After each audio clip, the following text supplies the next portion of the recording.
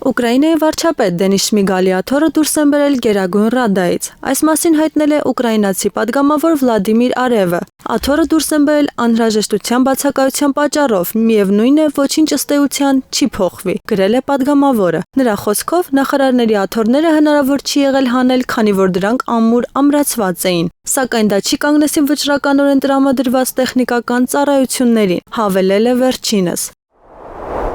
Վաշինգտոնը չի պահանջել Ուկրաինայում հակամարտության արմատական պատճառների վերացում, ինչը դժվարեցնում է դրա կարգավորման ուղիների որոնումը։ Այս մասին հայտարարել է Ռուսաստանի փոխարտգործնախարար Սերգեյ Ռյաբկովը։ Այսօր տեղ չկա մեր գլխավոր պահանջին, այն է այդ հակամարտության արմատական պատճառների հետ կապված խնդիրների լուծմանը, ասել է քաղաքական գործիչը։ Ռյաբկովը նշել է, որ Մոսկվան լուրջ է վերաբերում Ուկրաինայի հակամարտության կարգավորման վերաբերյալ Վաշինգտոնի առաջարկներին, սակայն չի կարող դրանք ընդունել առանց հաշվի առնելու իր առաջնահերթությունները։ Նրա խոսքով Ռուսաստանն այս թեմայի շուրջ սեփական մոտեցումների մտածված համալիր ունի։ Ռուսաստանը ԱՄՆ-ին, ՄԱԿ-ին և ԵԱՀԿ-ին տեղեկություն է փոխանցել Ուկրաինայի կողմից էներգետիկ օբյեկտներին հարվածների մորատորիումի խախտումների մասին, հայտարարել է ՌԴ-ԱԳՆ նախարար Սերգեյ Լավրովը։ Նրա խոսքով պաշտպանության նախարար Անդրեյ Բելոուսովն անվտանգության խորհրդի նիստում հայտնել է, որ մորատորիումը չի պահպանվում, Ռուսաստանի էներգետիկ օբյեկտներն անօդաչուների հարձակմանն են ենթարկվում։ Լավրովը պնդել է, որ ռուսական բանակը պահպանում է մորատորիումը։ Նա ընդգծել է, որ Ռուսաստանն իր կողմից չի խախտում մորատորիումը, որը նախագահը հրամայել էր խստորեն պահպանել դեռևս Սպիտակ տան ղեկավար Դոնալդ Թրամփի հետ հեռախոսազրույցի ժամանակ։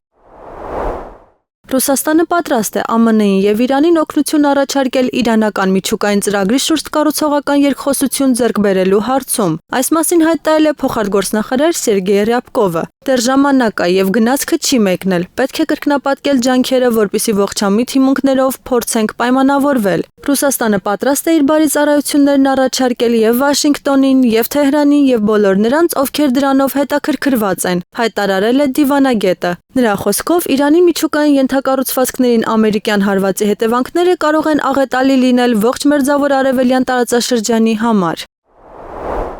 Եվրամիությունը ԱՄՆ նախագահ Թրամփի սահմանած մաքսատուրքերին պատասխանելու ուժեղ ծրագիր ունի։ Այս մասին հայտարարել է Եվրահանձնաժողովի ղեկավար Ուրսուլա ֆոն դեր Լայենը։ Միևնույն ժամանակ նա նշել է, որ Բրյուսելը հույս ունի իրավիճակից ելք գտնել բանակցությունների միջոցով։ Եվրամիությունը չի ցանկանում պատասխանել ԱՄՆ-ի գործողություններին, բայց անհրաժեշտության դեպքում դա կանի, ընդգծել է ֆոն դեր Լայենը։ Եթե անհրաժեշտ լինի, մենք պատասխան գործողությունների ուժեղ ծրագիր ունենք և այն կկիրառենք, հավելել է Եվրահանձնաժողովի նախագահը։